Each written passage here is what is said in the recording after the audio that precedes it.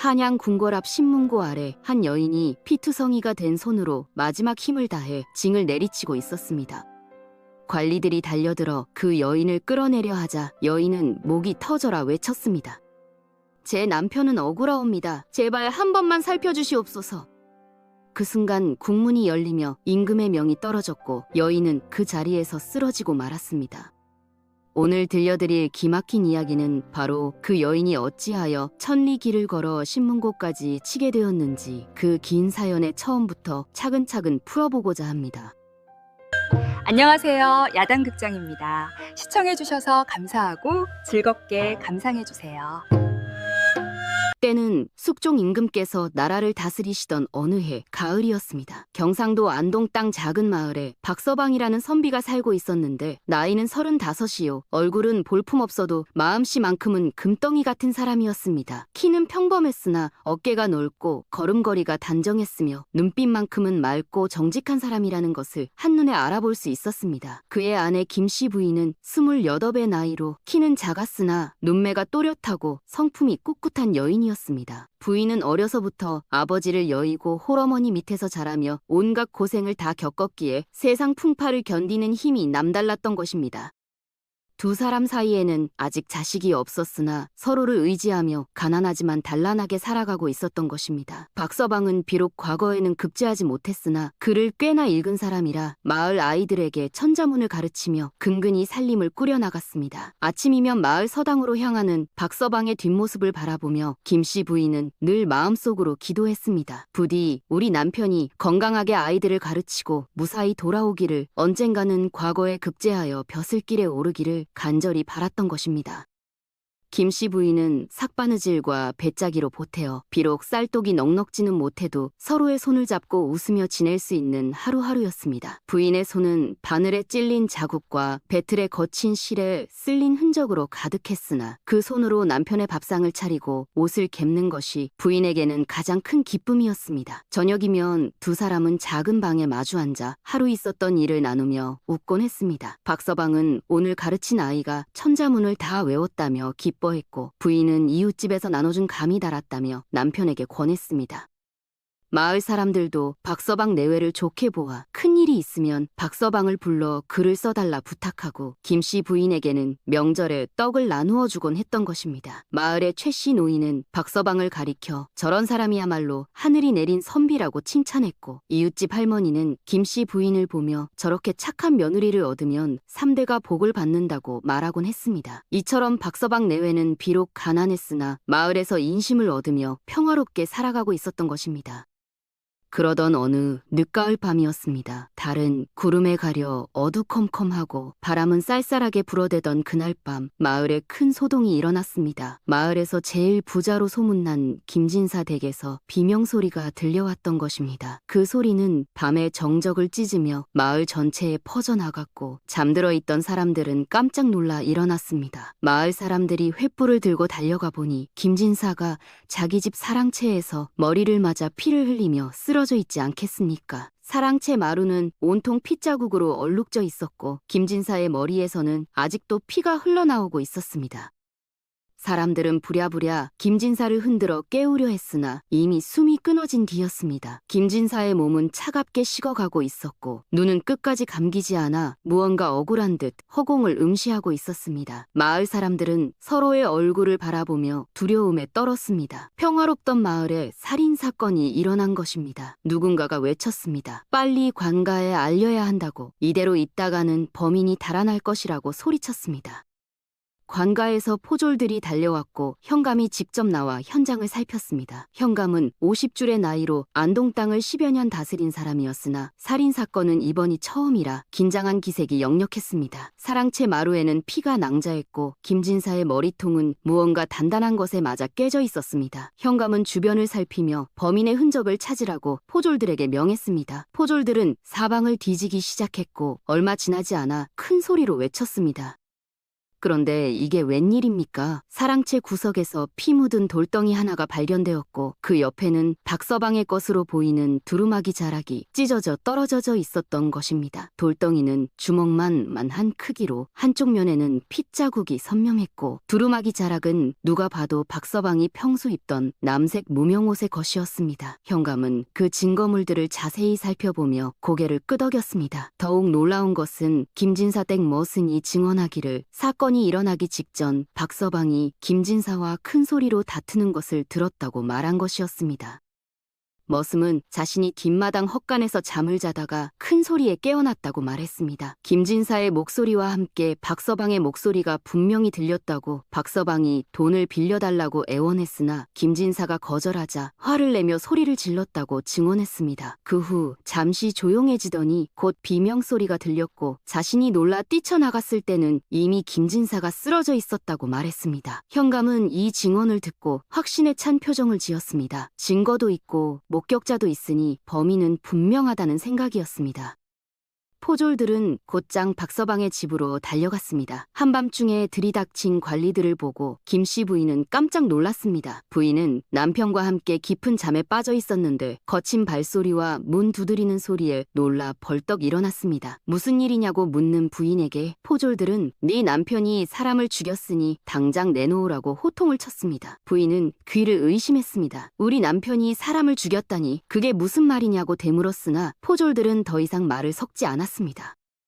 박서방은 이불 속에서 잠을 자고 있었는데 포졸들에게 끌려 나와서야 무슨 영문인지 알게 되었습니다. 김진사가 죽었다는 말에 박서방은 눈이 휘둥그레졌습니다. 자신은 저녁 식사 후 곧바로 집에 와서 잠을 잤을 뿐 김진사 댁에는 가지도 않았다고 항변했습니다. 박서방은 목소리를 높여 외쳤습니다. 저는 정말로 결백하옵니다. 김진사 어른께서 돌아가셨다니 놀랍기는 하나 제가 무슨 이유로 그분을 해치겠습니까? 라고 억울함을 호소했습니다. 하지만 포졸들은 들은 척도 하지 않았습니다. 증거도 있고 목격자도 있는데 무슨 소리냐며 박서방을 포승줄로 결박하여 관아로 끌고 갔습니다. 포승줄은 박서방의 팔을 꽁꽁 묶었고 줄이 살을 파고들어 아픔이 밀려왔으나 박서방은 그것보다 억울함이 더 컸습니다. 김씨 부인은 남편의 뒤를 쫓아가며 울부짖었습니다. 우리 남편은 억울하다고 절대로 사람을 죽일 사람이 아니라고 모기 시도로 외쳤으나 아무도 귀담아 듣지 않았습니다. 부인은 맨발로 거친 돌길을 뛰어갔고 발에서는 피가 흘렀으나 그것도 느끼지 못할 만큼 정신이 없었습니다. 그렇게 박서방은 관아의 차디찬 옥에 갇히고 말았습니다. 옥은 좁고 어두웠으며 바닥은 차가운 돌로 되어 있었고 사방에서는 곰팡이 냄새와 썩은 냄새가 진동했습니다. 옥 안에는 다른 죄인들도 함께 갇혀 있었는데 어떤 이는 도둑질을 한 자였고 어떤 이는 싸움을 하다 사람을 다치게 한 자였습니다. 그들은 박서방을 보며 수군거렸습니다. 저 사람이 김진사를 죽인 자라며 얼굴은 순해 보이는데 사람 죽인 놈이라고 비웃었습니다. 박서방은 창살을 붙잡고 밖을 바라보았습니다. 저 멀리 자기 집이 있는 방향을 바라보며 아내가 얼마나 놀라고 두려워할지 생각하니 가슴이 미어졌습니다. 박서방은 무릎을 꿇고 하늘을 향해 외쳤습니다. 하늘이시여, 저는 정말로 죄가 없나이다. 부디 이 억울함을 풀어주소서라고 간절히 기도했습니다. 하지만 하늘은 아무런 대답도 없었고 차가운 달빛만이 창살 사이로 들어올 뿐이었습니다. 다음 날 아침, 현감은 박서방을 불러내어 문초를 시작했습니다. 관아의 대청마루에는 현감이 높은 자리에 앉아 있었고 그 앞에는 박서방이 무릎을 꿇고 있었습니다. 좌우에는 형틀과 곤장이 준비되어 있었고 포졸들이 삼엄하게 둘러서 있었습니다. 현감은 상위에 놓인 증거물들을 가리키며 물었습니다. 이 찢어진 두루마기 자락이 내 것이 아니냐고, 또 네가 김진사와 다툰 것이 사실이 아니냐고 추궁했습니다. 현감의 목소리는 위험이 있었고 눈빛은 차갑게 박서방을 내려다보고 있었습니다. 박서방은 두루마기 자락이 자기 것은 맞으나 며칠 전 빨랫줄에 널어두었던 것이 바람에 날아가 잃어버렸다고 말했습니다. 자신도 그 옷자락을 찾지 못해 아내에게 미안했는데 어찌하여 김진사 댁 사랑채에 있었는지 전혀 모르겠다고 설명했습니다. 또한 김진사와 다툰 적도 없으며 그날 밤 내내 집에서 잠만 잤다고 억울함을 호소했습니다. 박서방은 무릎을 꿇은 채 고개를 조아리며 제발 다시 한번 조사해달라고 애원했습니다. 하지만 현감은 고개를 저었습니다. 김진사 댁 머슴이 분명히 내 목소리를 들었다고 하지 않았느냐며, 또한 네가 김진사에게 돈을 빌려달라고 졸랐으나 거절당해 원한을 품고 있었다는 소문도 들렸다고 말했습니다. 현감은 박서방을 노령을 노려보며 말했습니다. 지금 자백하면 형을 조금이라도 줄여주겠으나 계속 발뺌하면 더욱 혹독한 벌을 내릴 것이라고 경고했습니다. 박서방은 그런 일이 전혀 없다고 부인했으나 현감은 이미 마음속으로 박서방을 범인으로 단정짓고 있었습니다. 현감은 곤장 30대를 치라고 명했고 박서방은 매를 맞으며 피를 토했으나 끝내 자백하지 않았습니다. 곤장이 박서방의 엉덩이와 허벅지를 내리칠 때마다 살이 터지고 피가 솟았습니다. 박서방은 이를 악물고 견뎠으나 20대를 넘기자 정신이 흐릿해졌습니다. 그래도 박서방은 외쳤습니다. 저는 죄가 없나이다. 하늘이 알고 땅이 안다고. 언젠가는 진실이 밝혀질 것이라고 말했습니다. 현감은 코웃음을 쳤습니다. 죽을 때까지 발뺌할 셈이냐며 다시 옥에 가두라고 명했습니다. 옥으로 돌아온 박서방은 바닥에 쓰러졌습니다. 온몸이 쑤시고 아팠으며 맞은 곳에서는 피가 흘러나왔습니다. 다른 죄인들은 박서방을 보며 혀를 찼습니다. 저렇게 맞고도 자백을 안 하다니 정말 고집이 세다고 말했습니다. 하지만 박서방은 그들의 말에 신경 쓸 겨를이 없었습니다. 오직 자신의 결백을 믿어줄 사람이 아무도 없다는 절망감에 빠져들었습니다. 그날 밤 박서방은 한숨도 자지 못하고 천장을 바라보았습니다. 아내의 얼굴이 떠올랐고 자신 때문에 아내가 겪을 고통을 생각하니 눈물이 흘러내렸습니다. 다음 날도 문초가 이어졌습니다. 현감은 박서방을 다시 불러 같은 질문을 반복했고 박서방이 자백하지 않자 또다시 곤장을 쳤습니다. 이번에는 40대였습니다. 박서방의 몸은 이미 전날 맞은 상처로 가득했는데 그 위에 다시 곤장이 내려쳐 고통은 이루 말할 수 없었습니다. 박서방은 비명을 지르며 쓰러졌으나 그래도 자백하지 않았습니다. 현감은 화를 내며 물었습니다. 네가 죽기를 원하느냐고. 지금 자백하면 살 수 있는데 왜 고집을 부리느냐고 소리쳤습니다. 박서방은 피를 토하며 말했습니다. 저는 정말로 죄를 짓지 않았나이다. 거짓으로 자백하여 억울하게 죽느니 차라리 결백을 주장하다 죽는 것이 낫사옵니다. 라고 대답했습니다. 현감은 한숨을 쉬며 박서방을 다시 옥에 가두라고 명했습니다. 그렇게 박서방은 매일같이 문초를 받고 곤장을 맞으며 옥살이를 했습니다. 날이 갈수록 박서방의 몸은 야위어갔고 상처는 곡마 고름이 흘렀으며 제대로 먹지도 못해 뼈만 앙상하게 남았습니다.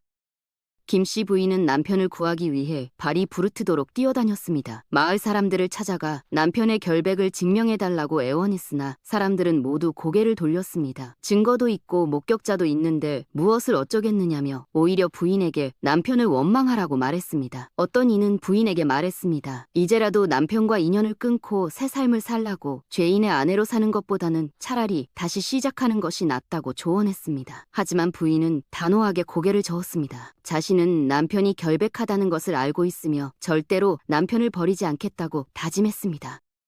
김씨 부인은 김진사 댁 머슴을 찾아가 정말로 남편의 목소리를 들은 것이 확실하냐고 물었습니다. 부인은 머슴 앞에 무릎을 꿇고 애원했습니다. 제발 다시 한번 생각해보라고. 혹시 잘못 들은 것은 아니냐고 간청했습니다. 하지만 머슴은 자신은 분명히 박서방의 목소리를 들었다고 고집을 부렸습니다. 머슴은 눈을 똑바로 쳐다보지도 못하고 어색하게 말을 더듬었으나 계속해서 자신의 증언이 사실이라고 우겼습니다. 부인은 머슴의 태도에서 무언가 이상함을 느꼈으나 머슴은 더 이상 말을 하지 않고 자리를 떠나버렸습니다.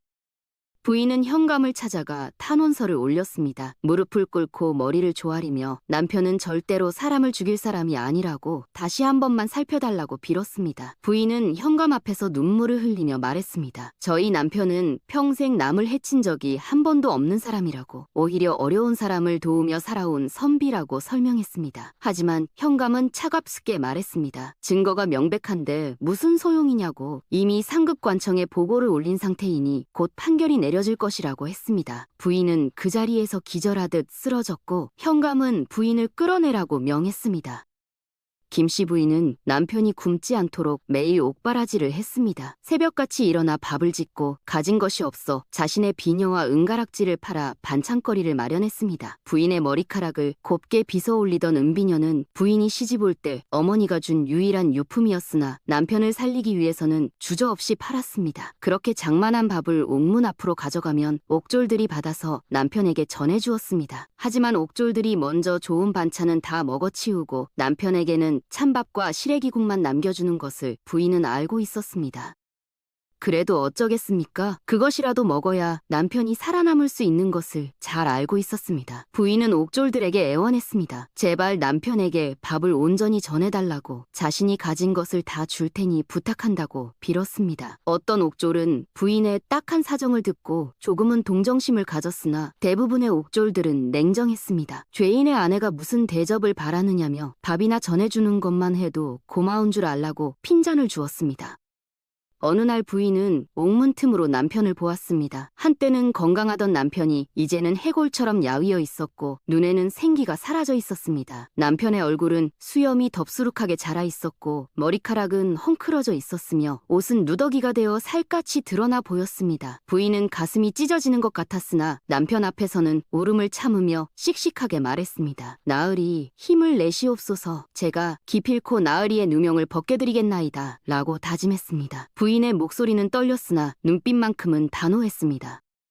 박서방은 창살 너머로 아내의 손을 잡으며 이미 틀렸소. 당신이나 잘 살아주오 라고 말했으나 부인은 고개를 저으며 절대로 포기할 수 없다고 대답했습니다. 박서방은 아내의 손을 꽉 쥐며 말했습니다. 당신은 아직 젊으니 나와 인연을 끊고 다른 삶을 살라고, 죄인의 아내로 평생을 살 필요는 없다고 눈물을 흘리며 말했습니다. 하지만 부인은 단호하게 고개를 저었습니다. 나으리와 함께한 세월이 얼마나 소중했는지 이 세상 어떤 것과도 바꿀 수 없다고, 자신은 끝까지 나으리의 아내로 살 것이라고 다짐했습니다.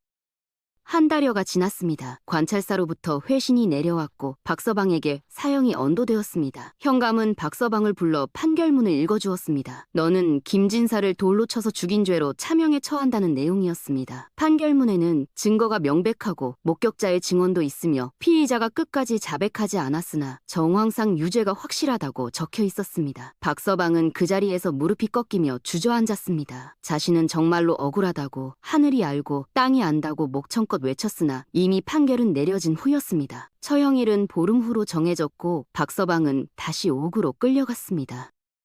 이 소식을 들은 김씨 부인은 하늘이 무너지는 것 같았습니다. 남편이 죽는다는 것을, 그것도 억울한 누명을 쓴 채로 죽는다는 것을 도저히 받아들일 수가 없었습니다. 부인은 그날 밤 한숨도 자지 못하고 울었습니다. 눈물이 마를 새도 없이 흘러내렸고 목은 쉬어 소리가 나오지 않았으며 가슴은 무언가에 짓눌린 듯 숨을 쉬기도 힘들었습니다. 부인은 밤새도록 울다가 문득 한 가지 생각이 떠올랐습니다. 바로 한양으로 올라가 신문고를 치는 것이었습니다. 신문고는 억울한 백성이 임금님께 직접 하소연할 수 있는 마지막 수단이라고 들었기 때문입니다. 부인은 어려서 할머니로부터 그런 이야기를 들은 적이 있었습니다. 억울한 일을 당하면 한양으로 가서 신문고를 치면 임금님께서 직접 나서서 해결해 주신다는 이야기였습니다. 당시에는 그저 옛날 이야기려니 했는데 이제 그것이 마지막 희망이 되었습니다. 부인은 결심했습니다. 설령 그 길에서 죽더라도 남편의 누명만은 반드시 벗겨야겠다고 마음먹었습니다. 다음 날 새벽 김씨 부인은 집에 있는 것들을 모두 정리했습니다. 살림살이를 팔아서 노잣돈을 마련하고 보찜 하나에 옷가지와 마른 양식을 챙겼습니다. 부인이 정성껏 길쌈에서 만든 이불과 베옷, 남편이 쓰던 책상과 벼루, 그리고 집안의 솥과 그릇들까지 모두 팔았습니다. 그것들은 부인에게 소중한 추억이 담긴 물건들이었으나 남편을 살리기 위해서는 주저할 수 없었습니다. 그렇게 마련한 돈으로 노잣돈과 양식을 샀고 나머지는 마을 사람들에게 남편의 옥바라지를 부탁하며 맡겼습니다. 그리고 마을 사람들에게 부탁했습니다. 자신이 한양에 다녀올 동안 남편의 옥바라지를 부탁한다고 제발 굶지 않게만 해달라고 애원했습니다. 처음에는 모두가 말렸습니다. 여자 몸으로 어찌 천리길을 간다는 것이냐며 또한 신문고를 치더라도 받아들여질 리 없다고 했습니다. 마을의 최씨 노인은 부인에게 말했습니다. 그런 무모한 짓을 하다가는 길에서 죽을 수도 있다고, 차라리 여기 남아서 남편의 마지막을 지켜주는 것이 도리라고 조언했습니다. 하지만 부인의 눈빛이 워낙 단호하여 결국 마을 사람들은 고개를 끄덕이며 옥바라지를 맡아주겠다고 약속했습니다. 이웃집 아주머니는 부인의 손을 잡으며 눈물을 흘렸습니다. 부디 무사히 다녀오라고, 길에서 조심하라고 당부했습니다. 마을 청년 몇몇은 부인을 호위해주겠다고 나섰으나 부인은 고맙지만 혼자 가겠다고 거절했습니다. 여럿이 가면 오히려 눈에 띄어 위험할 수 있다는 판단이었고 또한 마을 사람들에게 폐를 끼치고 싶지 않았기 때문입니다. 김씨 부인은 남편이 갇혀있는 옥을 찾아갔습니다. 창살 사이로 남편의 손을 꼭 잡으며 말했습니다. 나으리, 제가 한양으로 가서 임금님께 하소연하겠나이다. 조금만 기다려주시옵소서. 라고 눈물을 흘렸습니다. 박서방은 깜짝 놀라 만류했습니다. 여자가 무슨 그런 무모한 짓을 하려 하느냐고. 길에서 무슨 일을 당할지 모르니 절대 가지 말라고 애원했습니다. 박서방은 창살을 붙잡고 소리쳤습니다. 당신이 그런 위험한 길을 가느니 차라리 내가 억울하게 죽는 것이 낫다고 제발 가지 말라고 간청했습니다.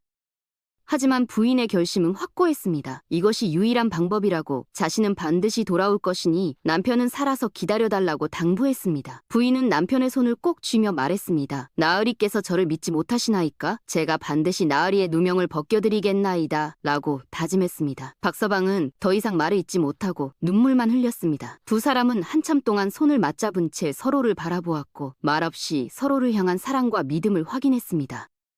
그렇게 김씨 부인은 보찜을 메고 집을 나섰습니다. 가을도 깊어져 날씨는 점점 추워지고 있었고 산에는 단풍이 물들기 시작했습니다. 하늘은 맑았으나 바람은 쌀쌀했고 길가의 풀들은 서리를 맞아 누렇게 시들어가고 있었습니다. 부인은 신을 질끈 동여매고 한양으로 향하는 길을 걷기 시작했습니다. 안동에서 한양까지는 걸어서 보름은 좋게 걸리는 먼 길이었습니다. 부인은 하루에 10리씩 20리씩 걸으며 북쪽으로 올라갔습니다. 발바닥에는 물집이 잡히고 살이 터져 피가 났으나 부인은 이를 악물고 계속 걸었습니다.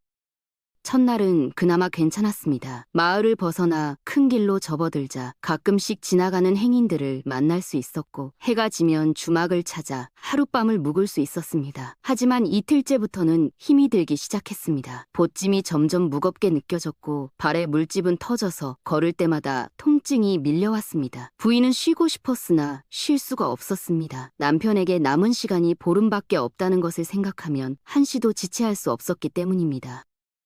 3일째 되는 날 부인은 비를 만났습니다. 하늘에서 굵은 빗방울이 떨어지기 시작하더니 곧 억수같이 쏟아졌습니다. 부인은 나무 밑에서 비를 피하려 했으나 비는 그칠 기미를 보이지 않았습니다. 부인은 결국 비를 맞으며 걸었습니다. 옷은 금세 흠뻑 젖었고 신발은 진흙탕에 빠져 무거워졌으며 보찜도 물을 먹어 어깨를 짓눌렀습니다. 부인의 머리카락에서는 빗물이 줄줄 흘러내렸고 얼굴은 비에 씻겨 창백했으며 입술은 추위에 파랗게 변했습니다.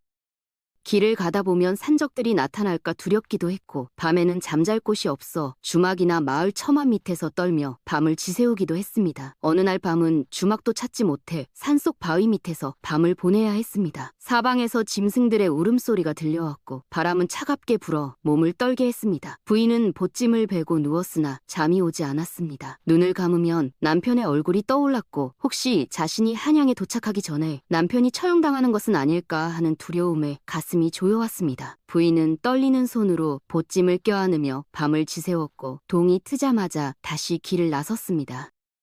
나흘째 되는 날 부인은 가파른 산길을 넘어야 했습니다. 산은 높고 험했으며 길은 좁고 가팔랐습니다. 부인은 한 걸음 한 걸음 조심스럽게 올라갔으나 돌부리에 걸려 넘어지기도 했습니다. 넘어질 때마다 손과 무릎이 까져 피가 흘렀으나 부인은 일어서서 다시 걸었습니다. 산길을 오르며 부인은 숨이 차올랐고 다리는 후들거렸으며 눈앞이 흐릿해졌습니다. 그래도 부인은 멈추지 않았습니다. 한 걸음 한 걸음 앞으로 나아가며 마음속으로 남편의 이름을 불렀습니다.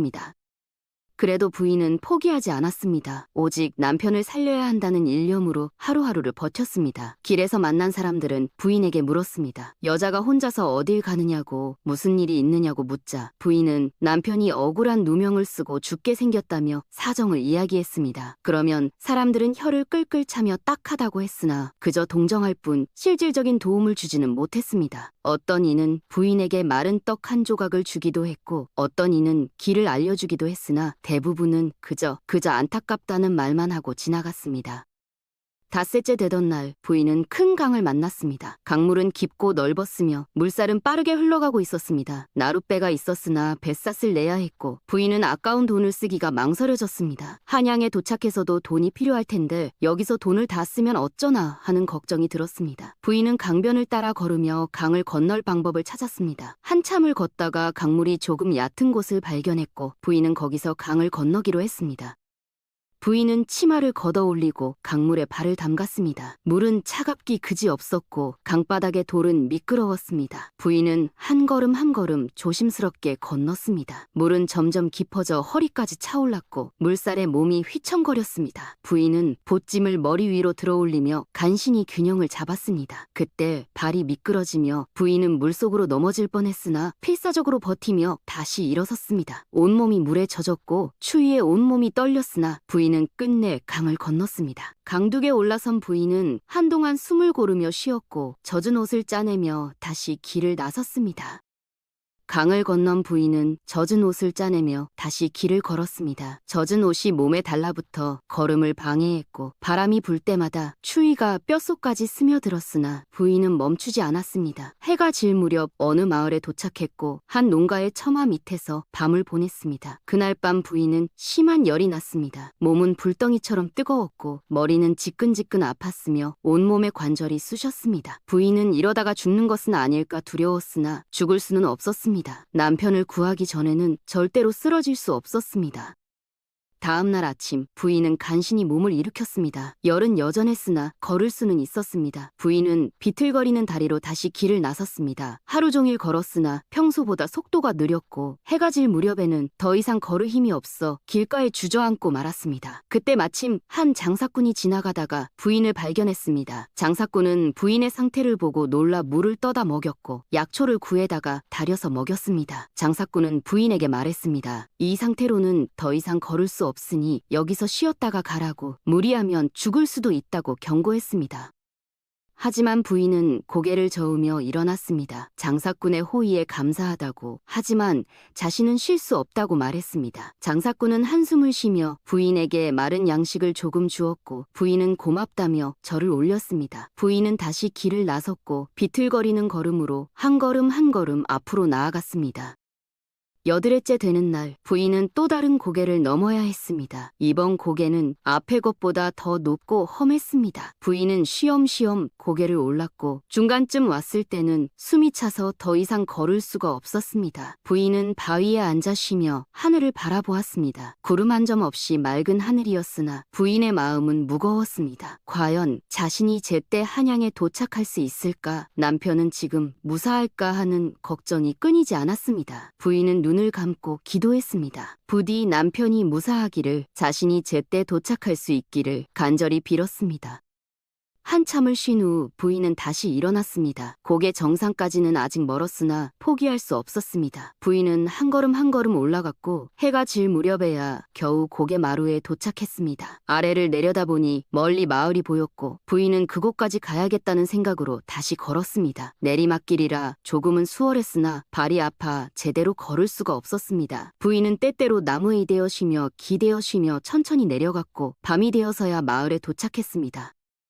어느 날 밤 부인은 한 주막에서 하룻밤을 묵게 되었습니다. 주막 주인은 부인의 사연을 듣고 안쓰러워하며 밥을 한 그릇 내주었습니다. 부인은 주인의 호의에 감사하며 밥을 먹다가 문득 주막 구석에서 떠드는 사람들의 이야기가 귀에 들어왔습니다. 그들은 안동의 김진사 살인사건에 대해 이야기하고 있었던 것입니다. 부인의 귀가 번쩍 뜨였고 부인은 숨을 죽이며 그들의 대화에 귀를 기울였습니다. 한 사나이가 말하기를 자기는 그 사건이 뭔가 이상하다고 생각한다며 김진사 댁 머슴이 거짓말을 하는 것 같다고 했습니다. 다른 사나이가 왜 그렇게 생각하느냐고 묻자 첫 번째 사나이는 자신이 그날 밤 김진사 댁 근처를 지나가다가 이상한 것을 보았다고 말했습니다. 사랑채 뒤쪽으로 급히 도망가는 사람의 그림자를 보았는데 그 사람의 체격이 박서방과는 전혀 달랐다는 것입니다. 박서방은 키가 보통이고 마른 편인데 그날 밤 본 사람은 키가 크고 덩치가 있었다고 말했습니다. 부인은 귀를 의심했습니다. 얼른 그 사나이에게 다가가 무슨 말이냐고 물었습니다. 사나이는 자신이 김진사 댁 근처에 사는 사람인데 그날 밤 김진사 댁에서 이상한 사람을 보았다고 말했습니다. 사랑채 뒤쪽으로 급히 도망가는 사람의 그림자를 보았는데 그 사람은 박서방이 아니라 다른 사람인 것 같았다고 했습니다. 부인은 그렇다면 왜 관가에 말하지 않았느냐고 다그쳤습니다. 사나이는 고개를 숙이며 자신이 그날 밤 몰래 술을 마시고 있었기 때문에 나서지 못했다고, 또한 자기 말을 누가 믿어주겠느냐고 답했습니다.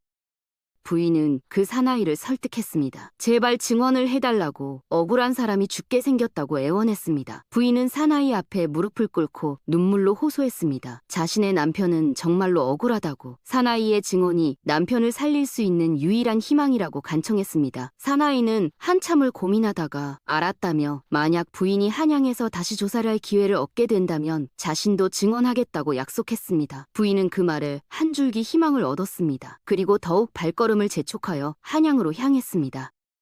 부인은 산을 넘고 강을 건너며 비가 오나 눈이 오나 쉬지 않고 걸었습니다. 어느 날은 비가 억수같이 쏟아져 온몸이 흠뻑 젖었고 길은 진흙탕이 되어 신발이 벗겨지기도 했습니다. 부인은 맨발로 걸으며 피를 흘렸으나 멈추지 않았습니다. 또 어느 날은 햇볕이 뜨겁게 내리쬐어 목이 타들어갔으나 물 한 모금 제대로 마시지 못하고 계속 걸었습니다. 부인의 얼굴은 햇볕에 타서 검게 변했고 입술은 갈라져 피가 맺혔으며 눈은 핏발이 서 있었습니다. 열흘째 되는 날 부인의 몸은 극도로 지쳐 있었습니다. 발은 갈기갈기 찢어져 걸을 때마다 통증이 밀려왔고 얼굴은 햇볕에 타서 검게 변했습니다. 양식도 거의 떨어져 하루에 한 끼도 제대로 먹지 못했습니다. 부인은 이제 거의 기력이 다하여 비틀거리며 걸었고 눈앞이 흐릿해져 제대로 길을 볼 수가 없었습니다. 그러던 중 부인은 길에서 쓰러지고 말았습니다. 기운이 다해 더 이상 발걸음을 뗄 수가 없었던 것입니다. 지나가던 장사꾼이 부인을 발견하고 물을 먹여주며 정신을 차리게 했습니다. 부인은 간신히 눈을 뜨고 어디쯤 왔느냐고 물었습니다. 장사꾼은 여기가 충청도 땅이니 한양까지는 아직 사흘은 더 가야 한다고 말했습니다. 부인은 절망했습니다. 아직 그렇게나 멀다니 과연 제때 도착할 수 있을까 하는 두려움이 밀려왔습니다. 장사꾼은 부인에게 말했습니다. 이 상태로는 더 이상 걸을 수 없으니 여기서 쉬었다가 가라고, 무리하면 죽을 수도 있다고 경고했습니다. 하지만 부인은 다시 일어났습니다. 비틀거리는 다리를 억지로 움직이며 한 걸음 한 걸음 앞으로 나아갔습니다. 장사꾼은 고개를 저으며 저런 여자는 처음 본다고 혀를 찼으나 부인의 의지를 꺾을 수는 없었습니다. 마음속으로는 남편의 얼굴이 떠올랐습니다. 지금쯤 남편은 얼마나 괴로워하고 있을까? 처형날이 점점 다가오는데 자신은 과연 제때 도착할 수 있을까 하는 두려움이 밀려왔습니다. 하지만 부인은 그 두려움을 떨쳐내고 계속 걸었습니다. 한양에 도착하기만 하면, 신문고를 치기만 하면 임금님께서 분명 사실을 밝혀주실 거라는 믿음 하나로 버텼습니다.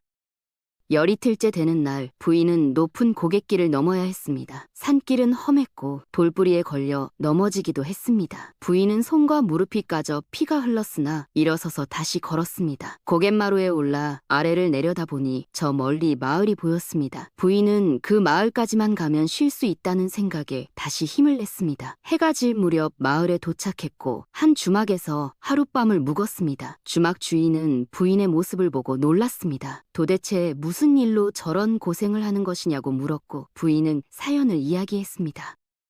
주인은 한숨을 쉬며 말했습니다. 세상에 그런 억울한 일도 다 있다며 부인의 지극한 정성에 하늘이 감동할 것이라고 위로했습니다. 주인은 부인에게 따뜻한 밥과 국을 대접했고 부인은 오랜만에 제대로 된 식사를 할 수 있었습니다. 주인은 또한 부인의 발을 보고 약을 가져다 주었습니다. 부인은 주인의 호의에 감사하며 눈물을 흘렸습니다. 세상에는 아직 따뜻한 사람들이 있다는 것에 위로를 받았습니다. 10사흘째 되는 날 부인은 다시 길을 나섰습니다. 이제 한양까지는 이틀 정도 남았다는 생각에 조금 힘이 났습니다. 부인은 쉬지 않고 걸었고 해가 중천에 떴을 때는 그늘에서 잠시 숨을 돌렸다가 다시 걸었습니다. 저녁에는 한 마을에 도착했고 마을 어귀의 정자나무 아래에서 밤을 보냈습니다. 밤 공기는 차가웠으나 부인은 보찜을 베고 누워 잠이 들었습니다. 꿈속에서는 남편이 나타나 부인의 손을 잡으며 말했습니다. 고맙소. 당신 덕분에 나는 살 수 있을 것 같소. 라고 웃으며 말했습니다. 마침내 보름째 되는 날 부인은 한양 성문 앞에 도착했습니다. 높은 성곽과 북적이는 사람들을 보며 부인은 그동안의 고생이 헛되지 않았다는 안도감에 눈물을 흘렸습니다. 부인은 성문을 통과하여 한양 안으로 들어갔습니다. 한양은 안동과는 비교할 수 없을 만큼 크고 번화했습니다. 거리에는 사람들이 가득했고 상점들이 즐비했으며 관리들이 말을 타고 지나다녔습니다. 부인은 한동안 그 광경에 압도되어 멍하니 서 있었으나 곧 정신을 차리고 길을 물었습니다.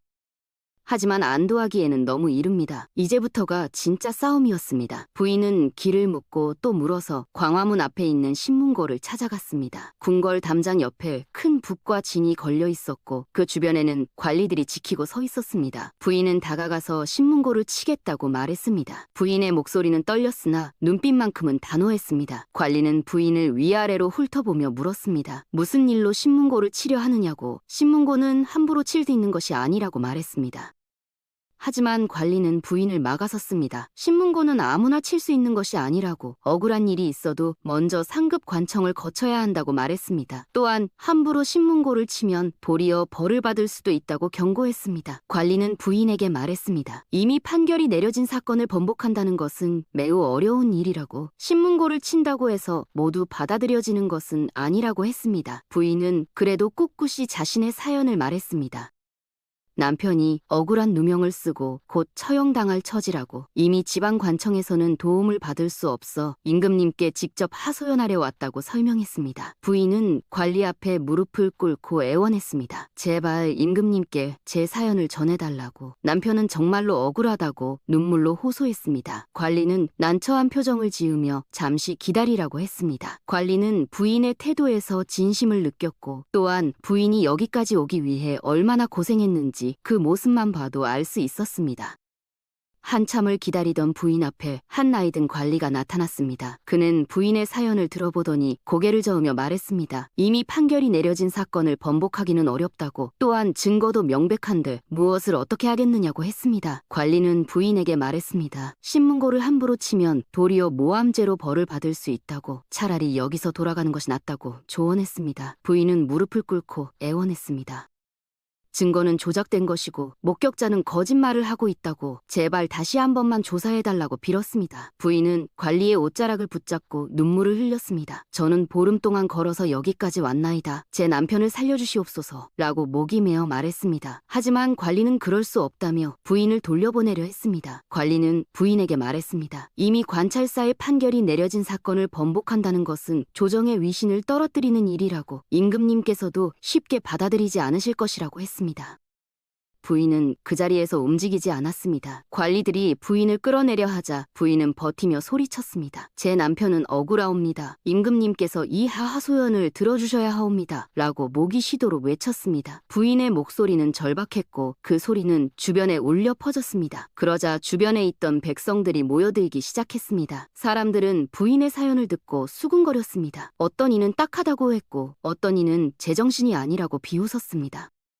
관리들은 소란을 피우지 말고 물러가라고 호통을 쳤으나 부인은 끝까지 자리를 지켰습니다. 부인은 관리들에게 말했습니다. 저를 끌어내시려거든 끌어내시옵소서. 하나 저는 여기서 죽더라도 움직이지 않겠나이다 라고 단호하게 말했습니다. 관리들은 당황했습니다. 여자 하나를 끌어내는 것은 어려운 일이 아니었으나 그렇게 하면 주변의 백성들이 더욱 소란을 피울 것이 뻔했기 때문입니다.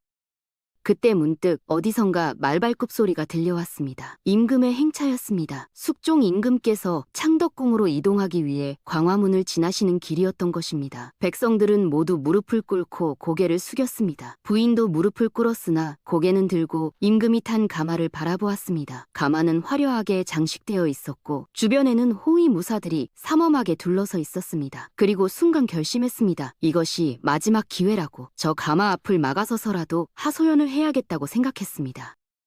부인은 벌떡 일어나 가마를 향해 달려갔습니다. 관리들은 깜짝 놀라 부인을 제지하려 했으나 부인의 움직임이 너무 빨라 막지 못했습니다. 부인은 가마 앞에 엎드려 외쳤습니다. 전하, 억울하옵니다. 제 남편은 죄가 없사옵니다. 제발 한 번만 살펴주시옵소서 라고 목청껏 소리쳤습니다. 부인의 목소리는 절박했고 온 힘을 다해 외치는 모습에 주변 사람들도 숨을 죽였습니다. 호위 무사들이 달려들어 부인을 끌어내려 했고 칼을 뽑아 부인을 위협했습니다. 무사들은 부인에게 소리쳤습니다. 감히 임금님의 행차를 막다니 당장 물러서지 않으면 목을 칠 것이라고 위협했습니다. 하지만 그때 가마 안에서 임금의 목소리가 들렸습니다. 잠깐 기다리라고, 저 여인의 말을 들어보라고 명하신 것입니다. 임금의 목소리는 위엄이 있었으나 온화했고 백성의 하소연에 귀 기울이는 자비로움이 담겨 있었습니다.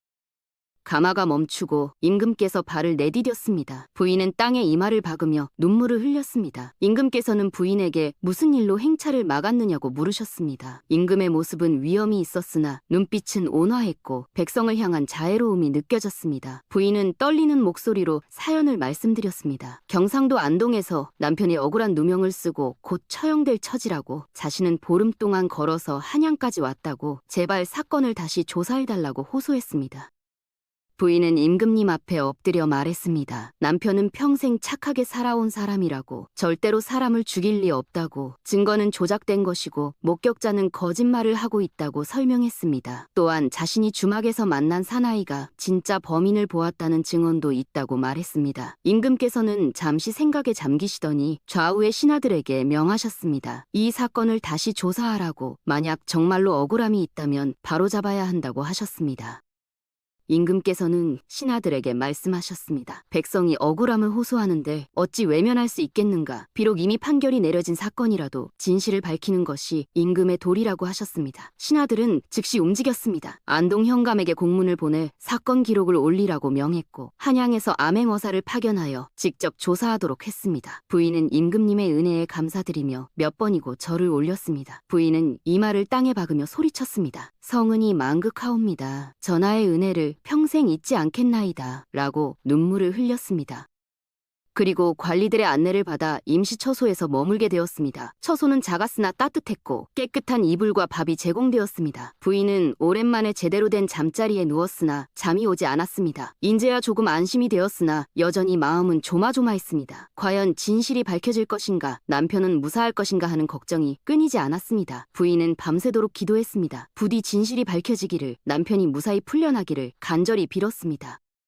암행어사는 즉시 안동으로 내려갔습니다. 어사는 40줄의 나이로 경험이 많고 명석한 인물이었습니다. 어사는 먼저 현감을 만나 사건 기록을 살펴보았습니다. 기록을 읽으며 어사는 몇 가지 의문점을 발견했습니다. 증거와 증언은 명백해 보였으나 뭔가 석연치 않은 구석이 있었습니다. 어사는 기록에 적힌 내용을 하나하나 따져보았습니다. 김진사가 쓰러진 시각, 비명이 들린 시각, 머슴이 증언한 다툼의 시각이 서로 맞지 않는 부분이 있었습니다. 또한 박서방이 김진사에게 돈을 빌리러 갔다는 증거도 전혀 없었습니다. 어사는 다음으로 김진사 댁을 방문하여 사건 현장을 직접 조사했습니다. 어사는 사랑채 구석구석을 살피며 이상한 점을 발견했습니다. 피 묻은 돌덩이가 발견된 위치와 김진사가 쓰러진 위치가 맞지 않는다는 것이었습니다. 만약 범인이 돌로 김진사를 쳤다면 돌은 사랑채 중앙이나 김진사 근처에 떨어져 있어야 하는데 돌은 구석진 곳에서 발견되었습니다. 마치 누군가 일부러 그곳에 놓아둔 것처럼 보였습니다. 어사는 사랑채 마루를 자세히 살펴보았습니다. 김진사가 쓰러진 곳에는 피가 많이 묻어 있었으나 돌덩이가 있던 곳에는 피가 거의 없었습니다. 이것은 돌이 김진사를 친 흉기가 아니라 나중에 누군가 가져다 놓은 것임을 의미했습니다. 또한 박서방의 두루마기 자락이 찢어진 흔적도 너무 인위적이었습니다. 자연스럽게 찢어진 것이 아니라 칼이나 무언가로 잘라낸 것처럼 보였습니다. 어사는 두루마기 자락을 들여다보며 고개를 끄덕였습니다. 이것은 분명히 조작된 증거라는 확신이 들었습니다. 어사는 다음으로 김진사 댁 머슴을 불러 신문했습니다. 머슴은 처음에는 자신이 분명히 박서방의 목소리를 들었다고 주장했습니다. 하지만 어사가 세밀하게 캐묻자 머슴의 진술이 점점 흔들리기 시작했습니다. 어사는 머슴에게 물었습니다. 정확히 무슨 말을 들었느냐고, 어떻게 박서방의 목소리라고 확신하느냐고 추궁했습니다. 머슴은 말을 더듬으며 대답했습니다. 자신은 박서방의 목소리를 여러 번 들어서 안다고, 분명히 박서방이었다고 했습니다. 어사는 다시 물었습니다. 그렇다면 그들이 무슨 이야기를 나누었느냐고, 정확히 어떤 말을 들었는지 자세히 말해보라고 했습니다. 머슴은 당황하며 대답을 얼버무렸습니다. 돈을 빌려달라는 말을 들었다고, 김진사가 거절하는 소리를 들었다고 했습니다. 하지만 어사가 더 자세히 묻자 머슴의 대답은 앞뒤가 맞지 않았습니다. 처음에는 헛간에서 잤다고 했다가 나중에는 마당에 있었다고 말을 바꾸기도 했습니다. 어사는 머슴을 압박했습니다. 거짓 증언을 하면 중한벌을 받는다고 지금이라도 사실대로 말하라고 경고했습니다. 어사는 머슴의 눈을 똑바로 쳐다보며 말했습니다. 너는 지금 무고한 사람을 죽게 만들고 있다고. 그 죄가 얼마나 무거운지 아느냐고 물었습니다. 그러자 머슴은 결국 무릎을 꿇고 자백했습니다. 사실은 자신이 박서방의 목소리를 들은 것이 아니라 누군가에게 돈을 받고 거짓 증언을 했다고 털어놓았습니다. 머슴은 땅에 엎드려 울며 용서를 빌었습니다. 어사는 누구에게 돈을 받았느냐고 추궁했습니다. 머슴은 떨리는 목소리로 김진사의 조카 되는 김부자라는 사람이라고 말했습니다. 김부자는 김진사의 유일한 혈육으로 김진사가 죽으면 그 재산을 모두 물려받을 사람이었습니다. 머슴은 말했습니다. 김부자가 자신을 찾아와 은 3냥을 주며 박서방이 김진사와 다투는 것을 들었다고 증언하라고 시켰다고. 자신은 돈이 급해서 그 말을 따랐다고 자백했습니다. 어사는 더 깊이 파고들었습니다. 김부자가 언제 찾아왔느냐고 또 무슨 말을 했느냐고 물었습니다. 머슴은 사건이 일어난 다음날 새벽에 김부자가 찾아왔다고 말했습니다. 김부자는 머슴에게 돈을 주며 박서방이 김진사와 다투는 소리를 들었다고 증언하라고 시켰다고 합니다. 또한 만약 거짓 증언이 들통나면 자신도 죽는다고 협박했다고 털어놓았습니다. 어사는 이제 모든 것이 명백해졌다고 판단했습니다. 어사는 즉시 김부자를 체포하라고 명했습니다. 포졸들이 김부자의 집으로 달려갔으나 김부자는 이미 달아난 뒤였습니다. 집안은 텅 비어 있었고 김부자는 흔적도 없이 사라져 있었습니다. 포졸들은 이웃 사람들에게 물었으나 김부자가 며칠 전부터 집을 비웠다는 말만 들을 수 있었습니다. 어사는 전국에 수배령을 내리고 김부자를 찾기 시작했습니다. 어사는 포졸들에게 명했습니다. 김부자를 반드시 잡아오라고. 그가 숨을 곳은 많지 않을 것이라고 말했습니다. 포졸들은 사방으로 흩어져 김부자를 수색하기 시작했습니다. 한편 어사는 주막에서 증언하겠다고 했던 사나이도 찾아냈습니다. 사나이는 어사 앞에서 증언했습니다. 자신은 그날 밤 김진사 댁 뒤쪽에서 급히 도망가는 사람을 보았는데 그 사람의 체격과 걸음걸이는 박서방과 전혀 달랐다고 말했습니다. 오히려 김부자와 비슷했다고 덧붙였습니다. 사나이는 말했습니다. 자신은 김부자를 몇 번 본 적이 있는데 그날 밤 본 사람의 덩치와 걸음걸이가 김부자와 똑같았다고 증언했습니다. 어사는 사나이에게 더 자세히 물었습니다. 정확히 몇 시쯤이었느냐고, 어디서 보았느냐고 물었습니다. 사나이는 사건이 일어난 시각 직후였다고, 자신이 술을 마시고 집으로 돌아가는 길에 김진사 댁을 지나가다가 보았다고 말했습니다. 달빛이 희미하게 비치는 가운데 사랑채 뒤쪽으로 누군가 급히 달아나는 모습을 보았다고, 그 사람은 키가 크고 덩치가 있었다고 증언했습니다. 어사는 이제 확신을 가졌습니다. 진범은 박서방이 아니라 김부자라는 것을 알게 된 것입니다. 김부자는 삼촌의 재산을 탐내어 삼촌을 죽이고 그 죄를 박서방에게 뒤집어 씌운 것이었습니다. 어사는 고개를 끄덕이며 말했습니다. 이제 모든 것이 명백해졌다고. 김부자를 잡기만 하면 사건은 끝난다고 말했습니다. 어사는 즉시 한양으로 보고를 올렸고 임금께서는 박서방을 즉시 석방하라는 명을 내리셨습니다. 며칠 후 김부자가 충청도 어느 산골에 숨어 있다가 붙잡혔습니다. 김부자는 변복을 하고 산속 움막에 숨어 있었으나 포졸들의 집요한 수색 끝에 결국 체포되었습니다. 김부자는 처음에는 발뺌을 했으나 증거들이 속속 드러나자 결국 모든 것을 자백했습니다. 자신이 삼촌을 죽였고 박서방의 두루마기를 훔쳐서 현장에 놓아두었으며 머슴에게 돈을 주고 거짓 증언을 하도록 시켰다고 털어놓았습니다. 김부자는 무릎을 꿇고 울며 말했습니다. 자신은 삼촌의 재산이 탐이 나서 그런 짓을 저질렀다고. 하지만 이제 와서 후회한들 무슨 소용이 있겠느냐고 통곡했습니다. 김부자는 자백하며 말했습니다. 삼촌이 자신에게 재산을 물려주지 않겠다고 했을 때 분노가 치밀어 올라 돌로 삼촌을 쳤다고. 그리고 죄를 박서방에게 뒤집어 씌우기 위해 며칠 전 박서방의 빨래를 훔쳐두었다가 현장에 놓아두었다고 자백했습니다. 어사는 즉시 이 내용을 한양으로 보고했고 임금께서는 박서방을 즉시 석방하라는 명을 내리셨습니다. 또한 김씨 부인에게도 이 소식을 전하라고 하셨습니다. 박서방은 옥에서 풀려났습니다. 이미 처형일이 사흘 앞으로 다가온 시점이었습니다. 만약 부인이 조금만 늦었더라면 박서방은 억울하게 목숨을 잃었을 것입니다. 박서방은 자신을 구해준 아내에게 감사의 말을 전해달라고 현감에게 부탁했습니다. 현감은 박서방에게 사죄했습니다. 자신이 제대로 조사하지 못해 억울하게 옥살이를 시켰다며 용서를 빌었습니다. 현감은 박서방 앞에 무릎을 꿇고 말했습니다. 제가 직분을 제대로 수행하지 못해 이런 나쁜 일이 벌어졌나이다. 용서하시옵소서 라고 고개를 숙였습니다. 박서방은 고개를 저으며 이제는 모든 것이 밝혀졌으니 괜찮다고 답했습니다. 박서방은 현감을 부축하며 말했습니다. 현감께서도 속으신 것이니 자책하지 마시옵소서. 진짜 나쁜 사람은 따로 있는 것을 라고 위로했습니다. 박서방은 옥에서 나와 하늘을 바라보았습니다. 맑은 하늘과 따뜻한 햇살이 그를 맞이했고 박서방은 눈물을 흘렸습니다. 자신을 끝까지 믿고 구해준 아내에 대한 감사함으로 가슴이 벅차올랐습니다.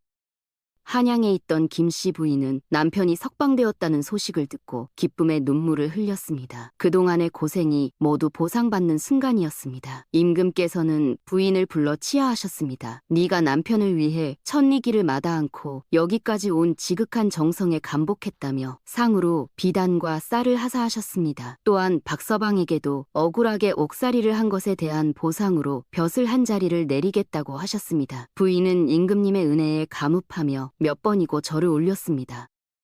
임금께서는 부인에게 말씀하셨습니다. 네가 남편을 위해 보여준 지극한 정성이야말로 천하의 귀감이라고, 이런 연려가 있다는 것이 나라의 자랑이라고 칭찬하셨습니다. 부인은 감격하여 말했습니다. 저는 다만 제 남편을 믿었을 뿐이옵니다. 모든 것은 전하의 은혜라고 눈물을 흘렸습니다. 임금께서는 웃으시며 말씀하셨습니다. 앞으로도 부부가 화목하게 살라고 나라에서 어려운 일이 있으면 도와주겠다고 약속하셨습니다. 부인은 다시 안동으로 내려가는 길에 올랐습니다. 이번에는 관가에서 마련해준 말을 타고 편안하게 갈 수 있었습니다. 올라올 때와는 달리 마음도 가벼웠고 몸도 훨씬 편했습니다. 열흘 만에 안동에 도착한 부인은 곧바로 남편이 머무는 곳으로 달려갔습니다. 박서방은 아내를 보자마자 달려가 꼭 껴안았습니다. 두 사람은 한참 동안 말없이 서로를 껴안고 눈물을 흘렸습니다. 그동안 겪은 고생과 두려움, 그리고 마침내 만난 기쁨이 한꺼번에 밀려왔던 것입니다. 박서방은 아내의 손을 잡으며 말했습니다. 당신이 아니었다면 나는 죽었을 것이오. 당신의 은혜를 평생 잊지 못할 것이라고 눈물을 흘렸습니다. 부인은 남편의 얼굴을 쓰다듬으며 말했습니다. 나으리를 믿었기에 할 수 있었나이다. 이제 모든 것이 끝났으니 앞으로는 행복하게 살아가기만 하면 되옵니다. 라고 웃으며 말했습니다. 두 사람은 서로를 바라보며 웃었고 그 웃음에는 고통을 이겨낸 승리감과 서로를 향한 깊은 사랑이 담겨 있었습니다.